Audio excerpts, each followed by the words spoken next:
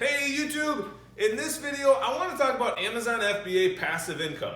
I haven't sent any shipments in since last Thursday due to the move, which, by the way, we now have furniture, and I want to share some tips and strategies so that you can do the same.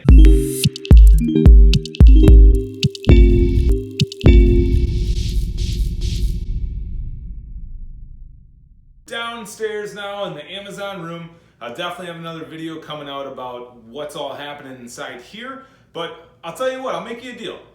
If you stay till the end, we'll take a little walk around and we'll just briefly kind of look at it. Now, I guess if you're savvy, you may skip till the end and just look at it. But don't. Replenishment. What I have here is some Amazon FBA tips and tricks so that you can make that Amazon FBA passive. My name is Jake Diego, and on this channel, I talk about ways you can improve your Amazon business, some personal development things, and lastly, share my goals. Now, getting back into all this Amazon FBA passive income things, I have three main tips that are gonna help you get to that point. But before we do that, let's look at the actual numbers. Now, I'll have some charts up here as I say this, but the best part is since Thursday, February 6th, if we don't count that day and we count February 7th through February 13th, there's a total revenue that the business made of just over $15,000. And how that breaks down in net profit is roughly my product margins are about 30%. I estimated about $4,577 is the profit in that. Now that's so cool because if you make $55,000 a year, that amounts to about a $1,058 a week salary. With that being said, $4,500-ish is equal to a $238,000 salary. So this stuff is real, guys. This Amazon money is real. Just to recap here, we're talking about how over the last 7 days, I haven't sent anything in and I made $15,000 in revenue with around a $4,500 profit. I'm absolutely amazed because we were in the process of moving into the home and everything, so I didn't have the ability to send anything in until Friday, February 14th. How can you do this? What are some things to look at if you want to do this? The first step is the sourcing. So whether you're getting it from the store or you're getting it from online or wholesale, you have to consistently be able to find these products. So that may mean, like with me, I have virtual assistants hired. And I also have routes through different cities on how to get products, which is another video that'll be coming out about the Q4 haul and how I do that. Basically planning routes around the cities and such. Another big part of actually sourcing is replenishments. And this means you buy a product once, you run out of it, you go back, you buy it again. And you keep doing that, because that's really how you're gonna get that scale in your business, and it's gonna become more Amazon automation type of stuff. In the grand scheme of things, it's still going to be that passive income that you're looking for. This might mean you have products at store that sell regular price for $12 and you can sell them for $28, or maybe it's something you're buying online and you know every time they do the buy two get one free deal, you just load the boat like crazy. But it really all starts at that sourcing level, because if you don't have that strong foundation, then you can't get to those other scales with the replens. So ideally 10, 20 replens to get to somewhere around this $4,500 mark that I'm talking about. Now I get it. Some of you may be arguing that this isn't really passive because you still put in the work ahead of time.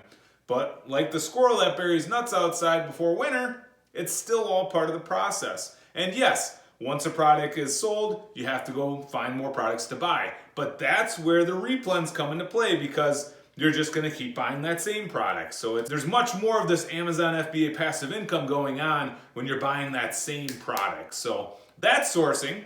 The next big part is cash flow. For cash flow, I'm talking all your costs, all the shipping, any interest you pay, delivery charges, storage fees from Amazon, any and all costs. Because it's one thing to go, hey, I have $11,000 in my bank, cool, let's go spend money. As opposed to, oh, there's $7,000 due by the end of this month and I have about $5,000 coming in. You really want to know those nitty-gritty numbers, and so I'm in the process of migrating the payment system that I'm using in the big scheme of getting a better handle on cash flow and what we have, how we budget, what we spend, how this particular area of the business performs as opposed to this particular area. So it's all part of the process, but the second biggest tip for you is know the money you have and don't have. With all this Amazon stuff, you always want to be in the know. And what I mean by that is The pesticides quiz that came out in June or July of last year. The FBA export program. FBA early in stock program. It's good to know all these things because they either give you an edge, keep you out of trouble, or give you a new opportunity to sell products to grow your business. So to recap this whole video, it's about passive income with Amazon FBA and how when I moved in from the period of February 7th to February 13th and sent in 0 shipments, I made an estimated $4,500 in profit, which is equivalent to a $236,000 a year salary. This Amazon stuff is absolutely 100% real, and you can do the same. Just be sure that you have a solid foundation with your sourcing, focusing on those replenishable products. You know your cash flow, all the dollars in, all the dollars out. It's not enough to just pull up your bank account and look if you have money, you don't have money. That's not the way. Cash flow is everything. It's like your blood in your body.